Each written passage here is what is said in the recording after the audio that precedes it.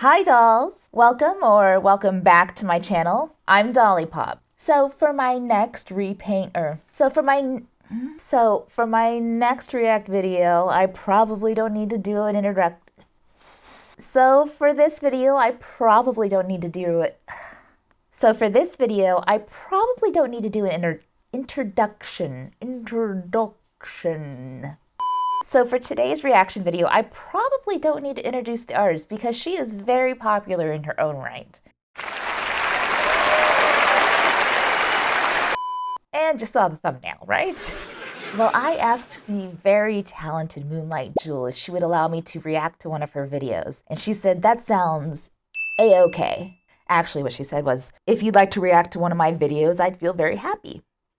Which is a lot nicer than what I just said, so there you go. So before you get into the whole hey DollyPop, react videos are just taking advantage of other people's art and claiming it as your own. You're not wrong.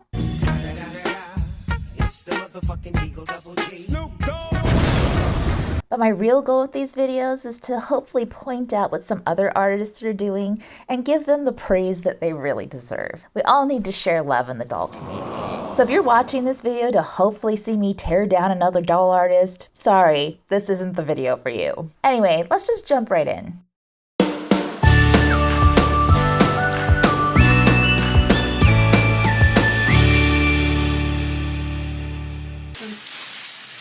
Sparkles, what's up? So ever since my very first smart doll video, I've been wanting so much to customize another one. However, as you might know, those dolls aren't necessarily cheap. Oh no, I know. You see here, I have a smart doll and I would love to customize her, but I am terrified at the moment. Opportunity that came when my friend Vivi from Moyeshi Doll sold her Prophecy. And when Alex and Bert from Enchaterium asked me for another collab on a smart doll, I knew this was a sign from the doll heavens. Oh, doll heaven, will you grant me the same sort of deals that Moonlight Jewel gets? This time we are going to create a cyborg smart doll. So the question is, can I make the doll smarter by creating a cyborg smart doll? We shall see. I also created a cyborg doll, but she was a Blythe. So if you'd like to check out that video, go see the Alice 01 video on my channel. To start off the project, I would like to show you how Prophecy looks like. She has a third eye on her forehead and a semi-realistic look, and I just think she looks so cool and badass already. I love the realistic smart dolls. I like anime dolls, but the realistic smart dolls are just so, you know? My friend Blue Pixie modified the small smart doll bust you can download on the smart doll website for free and created this incredible piece. I then printed it on my Elegoo Mars 2 Pro printer. How cool is it that a doll making company offers a bust STL for you to be able to print? I washed it in isopropanol and then cured it with my Elegoo Mercury Plus. And then I realized I had a problem. By the way, how do these artists keep their 3D printers and their curing boxes so clean? Mine looks like a hurricane took off inside of it. So the first print looks good, but then I recognized that it morphed and it doesn't fit onto the doll. It's too big, it looks really, really weird. That was a failure. The second one, you can already see the supports broke off here. So this is a complete failure too. And now I'm out of white resin, so what I did is I just finished printing this one here and it looks good. So I'm gonna, remove that from the supports now at home. This is something people don't usually tell you about 3D printing. You're gonna print something probably 4 times before you get what you actually need. So keep that in mind when you're like, oh, I really want a 3D printer so I can do these things. It's a pain in the tush. So doll artists, doll creators will not tell you that type of thing, but it is. It's a pain in the tush. Since it's gray though, I need to give it a nice coating in white spray paint first. I carefully spray an even coat onto the piece and let it dry thoroughly. Make sure you use a mask. Make sure you use a ventilator. This needs to dry now. After drying and drilling some holes for lights later on, it looked like this. Time to paint! I want to make some of the areas of the piece silver chrome, so I paint the base for the chrome black first. This took way longer than I expected because I had to be quite accurate. So that's something I had to learn. So when you use chrome paint, you have to paint it black in order to get like that mirror finish on the silver afterwards. So keep that in mind if you're ever going to use like a chrome paint. And it has to be like a glossy black, not just like a matte black. It has to be like a high gloss. The glossier, the better. Though I can speed up the process and now gloss all the black parts with UV top coat to make it shiny. I didn't use the brush of the nail polish for the small parts, but used a detail brush instead. I wish I could finish stuff like this with a finger snap in real life too. See what I mean? Super glossy. Now I'm taking my mirror powder and start to apply it to the shiny black parts with a little sponge applicator. Wait for the transition here. After chroming and glossing the chest, it looks like this, and I love it so much. After that, it looks like this, and it's just so cool. Let me show you how it glows. Wow, it's so pretty. I never thought it would look this nice. I also cut out a circuit pattern from holo vinyl and put it on the battery case that will be her backpack. I added elastic straps too with hot glue, and it will be worn like this later on. First off, her calling card is like holo everything. I love it.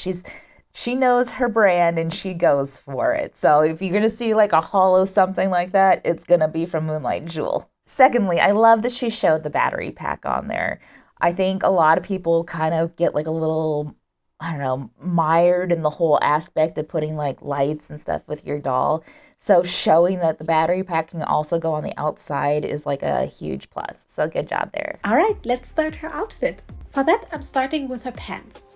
I cut out the pattern piece from elastic pink spandex fabric twice and will now sew together the front seam first. So I will say that spandex is very hard to sew.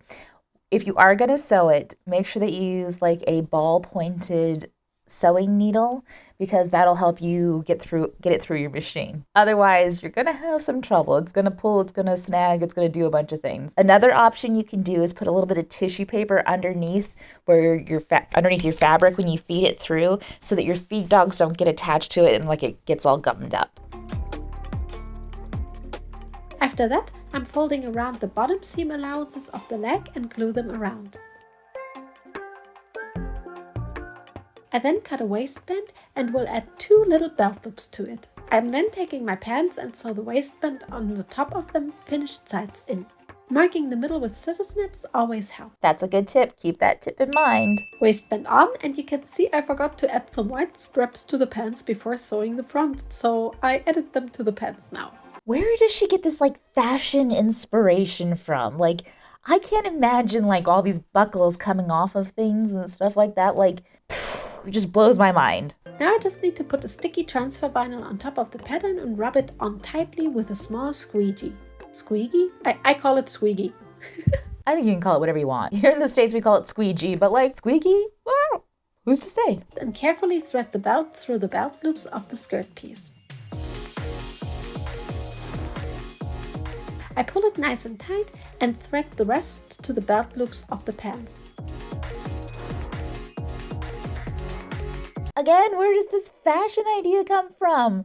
It's totally amazing. Like, I can't, like, my brain doesn't think about, like, pants with a half skirt and, like, the belt going through half of the, I mean, like, my brain just doesn't work that way. Now I can take my cardboard sole and the shoe piece in which I cut little triangles and start gluing the shoe piece around the cardboard sole. This was really finicky, so I did most of it off cam. Don't blame an artist for doing things off camera, because sometimes you get so frustrated with the thing you're working on that you do not want anyone watching you do it, period. There's a lot of crying, there's a lot of cussing, there's a lot of like stuff, and you just don't need that stress of a camera also watching it and getting it all on film, okay? So if somebody does something on cam, just be like, I understand, it was difficult, and then just move on. I then made a base for a ponytail from Warbler. Oh shit! Well, okay, I reattached it. After fixing it, I glued it to the wig cap with hot glue. I love when artists will show their mess ups, because like we all mess up. It's fantastic. So I like being able to be like, yeah, I understand that feeling. After curing, they look like this. They're so cool. I absolutely love the way resin will turn clear when you put a top coat on it though. It's like magic. After everything was sketched out, it's time to go in with some paint. I first paint the ornaments and use neon pink acrylic paint that glows in black light.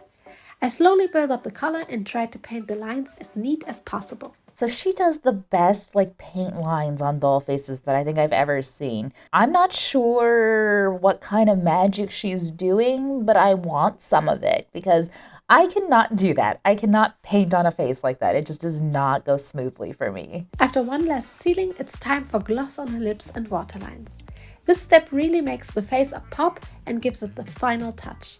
I very much agree. The gloss just saturates the color that you've already put on there, but it also like breathes some life into the doll. The lips are glossy, just like a human's lips. The inner parts of the eye and the waterline are glossy, so it gives that kind of like watery look. It just makes the doll like come to life. And with that, Sparkles, she's finally done. You ready for the finished doll?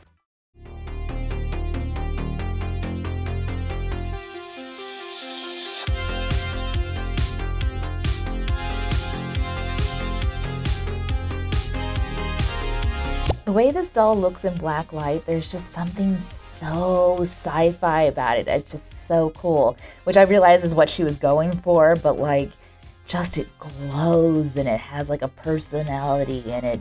I mean, that's art, right? And here she is, all done. Did I make her smarter though? Well, at least she feels more enlightened with all the electronics inside of her now. So good, right? So good. It's such a cool doll. I mean, I just love that it has kind of like this reminiscent, like 80s vibe to it, but it's like a futuristic doll. It's just, I don't know how her brain works, but it's pretty darn amazing. And I wish I had some of that genius going through this brain because there's not a whole lot else in there. So I think mission accomplished. Jokes aside though, I really love how she turned out and how all the pieces work so well together. I'd like to give a special thanks to Moonlight Jewel for allowing me to do this reaction of her video. Go ahead and follow her if you don't already, which would be surprising, but if you don't, give her a follow. And if you liked this video, go ahead and hit subscribe and turn on notifications so you get notified with all of my new videos. Every like, share, subscription, and comment helps my channel grow. And really, I do love chatting with you afterwards. So the more that you can say, the more that we can interact. I really, truly love it. And with that, this video is over. I hope you had a sweet time.